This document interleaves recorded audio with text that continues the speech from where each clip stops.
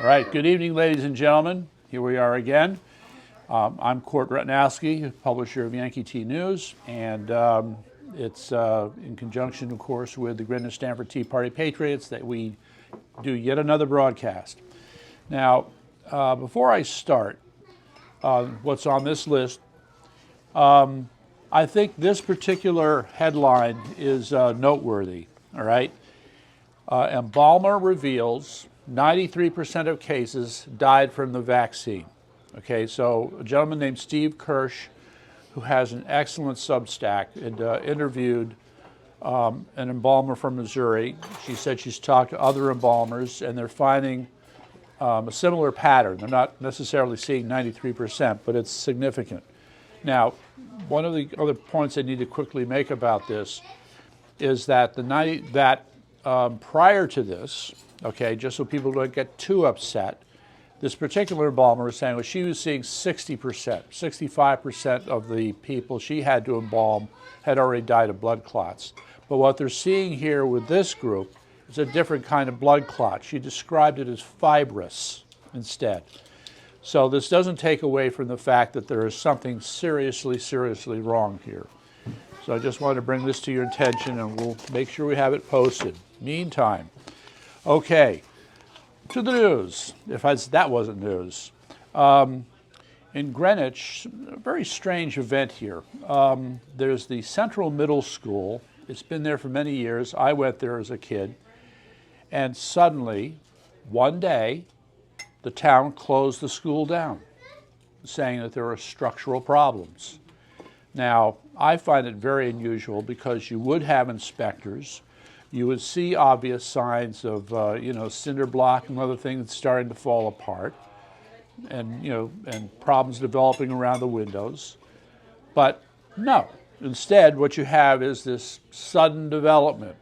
So I say there's some unanswered questions. In the meantime, it's worth noting that in Greenwich, as I'm sure in other towns, it's the same old battle over and over and over again. On this side, you have the Republicans arguing, pay as you go, don't go into debt. And over on this side, you have the Democrats saying, we love debt, lots of it.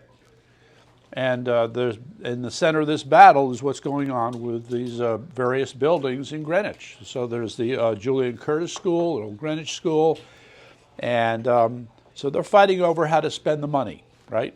Okay, so there you go. Next. I love this one. Okay. University of Connecticut, like a lot of small universities, are trying to, quote, get some respect. They want to be admired, if not feared, for their research prowess. Okay, so now they have a new president at UConn. Her name is, let's see here, what is it? Radenka Matic, okay? And it gets me because the headline says she's going to lead efforts to make UConn a top-flight university, research university. How do they measure it? By how much federal money they get. Okay, to anybody who's been following Dr. Fauci, we know that that is a dangerous game. Okay, so if they're getting federal money, and most likely for biomedical research, are Fauci's fingerprints all over what they're doing? It's a question worth answering. But I need to bring to President Merrick's attention another fact. You're going to have to eat somebody else's lunch if you want to get that money, okay? The federal government goes through these cycles where they'll hold the amount of money steady, constant, until finally they have to grow it. And until they do that, you're going to be taking money for some other university, all right? So, and everybody's trying to do it to everybody else. So it's great that you want to do it, but as a biology guy, I may suggest you might want to do some creative thinking on the subject. So thank you. Now this really gets me. Okay, we've gone through this fight now for the last 4 or 5 months or more, right?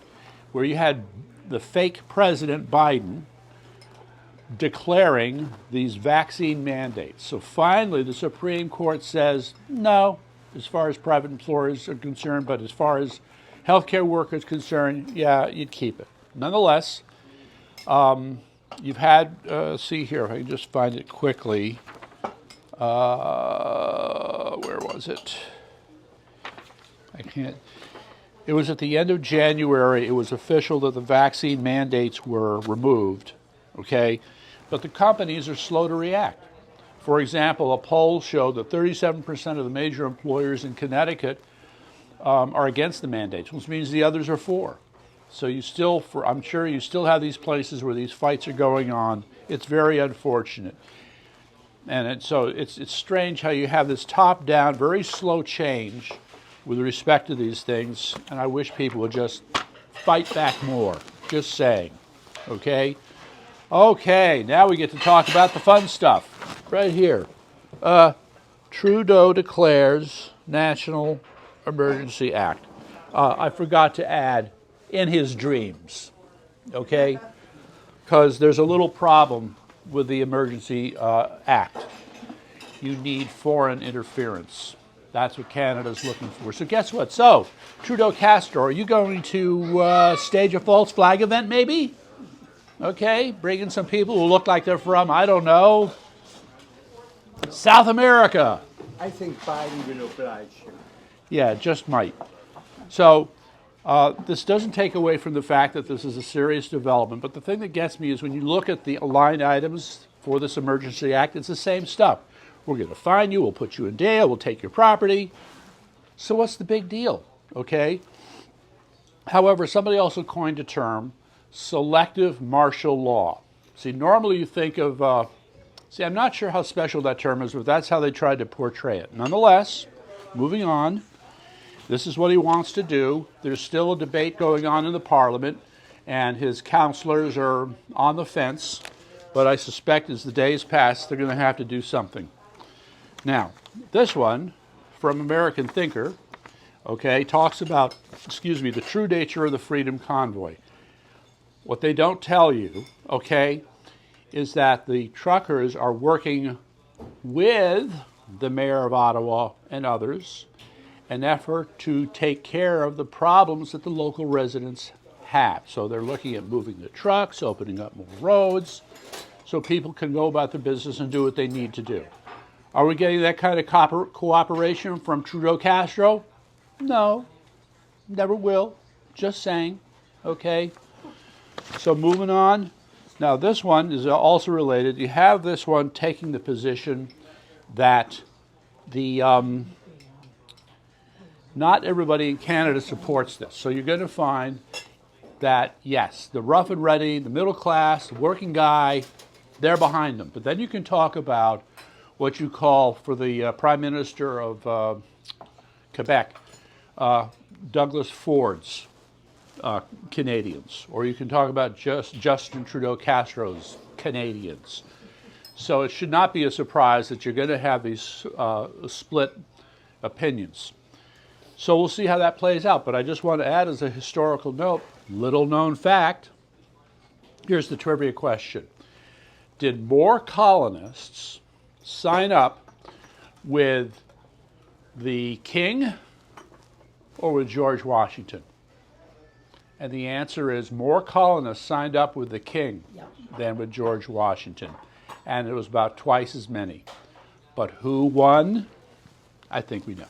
Most families were divided too. Yes. I mean, there's so much to learn from that time in our history. So much to learn.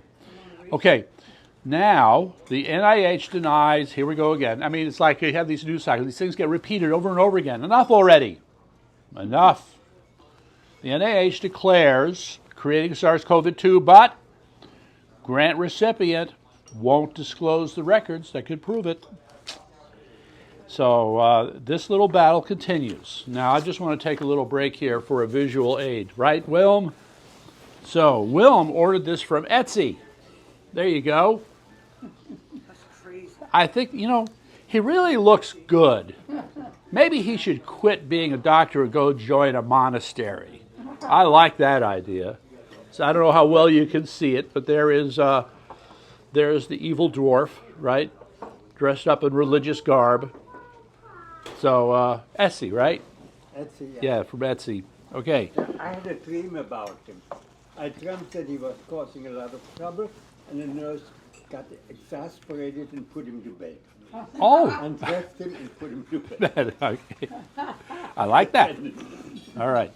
In the meantime, next thing I just need to quickly move on to here is Dr. Lee Ming Yan. You may have noticed there's a young doctor from Hong Kong, and she has been, warned. She was one of the first to come out and say, yes, this was a bioweapon. Yes, it was released intentionally. And, she took a lot of heat for it. But I think, more and more people realize she's right. But let me get to the main point.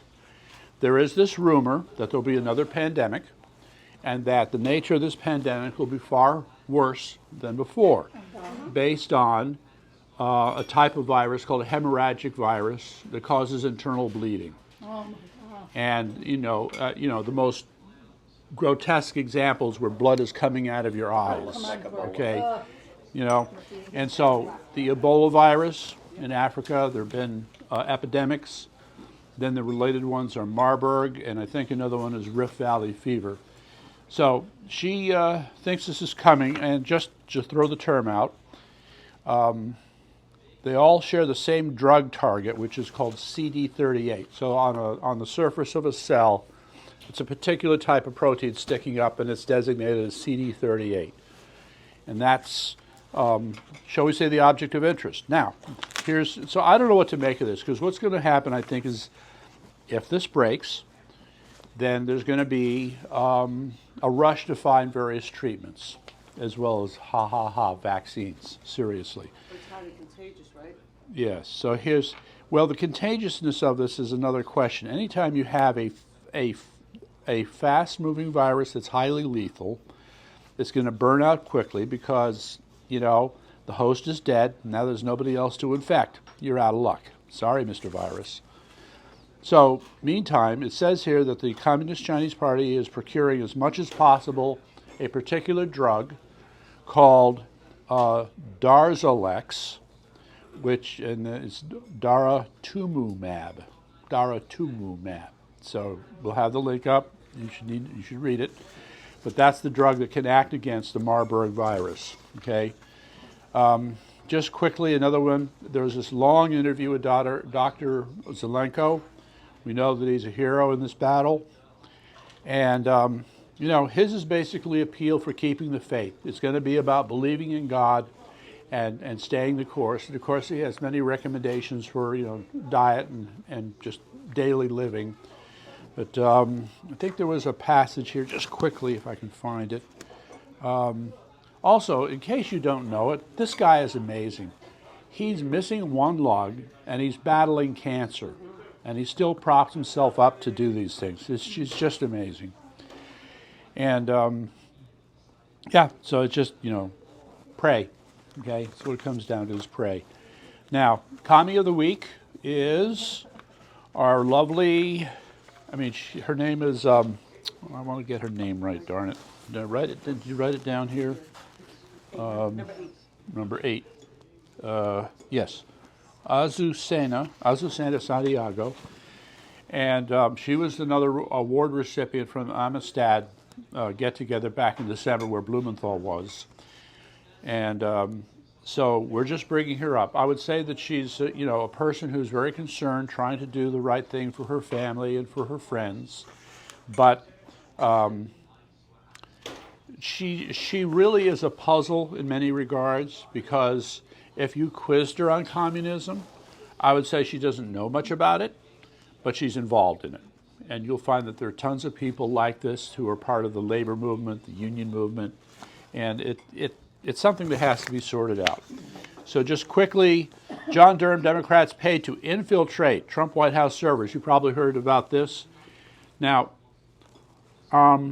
it's not clear. Let me just get to the point here. There's physical infiltration. You go physically into the White House and you access the servers and you take information, okay? as opposed to hacking the system. Now, in the case of hack, so yes, so computer-wise, on the internet, you have infiltrated the White House. So there's something called DNS traffic. I forget what the term stands for. So in some people's mind, there's a legal distinction between whether you're just grabbing DNS traffic or whether you're actually in the White House. I think it's dynamic name server. Oh, dynamic name server, okay. Can't say no. All right, so just quickly, this number 10, how do we follow the science if we don't measure the results? Okay, so so this article complains about the need for more people need to have their blood sampled to see what their antibody levels are in order to determine the level of immunity. I'm kind of on the fence about that. But in all fairness, I think another thing that needs to be thrown out here is the CDC did put out a report, okay, where they estimated, it took them a long time to do it, where they estimated that 143 million people in America have, natural immunity. So technically they don't need to get vaccinated, but that depends upon who you're talking to. But this question about whether, there's a broader question here. It's not just about antibody levels or T-cell immunity. There are a lot of aspects where different kinds of research should be done, and it's not being done, okay? And then my last item here is that a new study confirms ivermectin outperforms other options. Now, in all fairness, it's a collection of data. However, it is also a computer simulation. In other words, they built a model, tested the model against the data, and they said, well, our model kind of agrees with the data. That's basically the finding with that. So the link is up for that. It's a meta-analysis? No, it's not. It's just, they're just taking data and comparing, you know, Trying to make it one set of data, you know, how did this drug perform, this drug against, and ivermectin in terms of the data in the model outperformed them all. That's it. Oh, by the way, we're on Getter, we're on Rumble, we're on YouTube, and Telegram. And tell all your friends, subscribe, like us, and we would love to hear from you. All right. Thank you very much.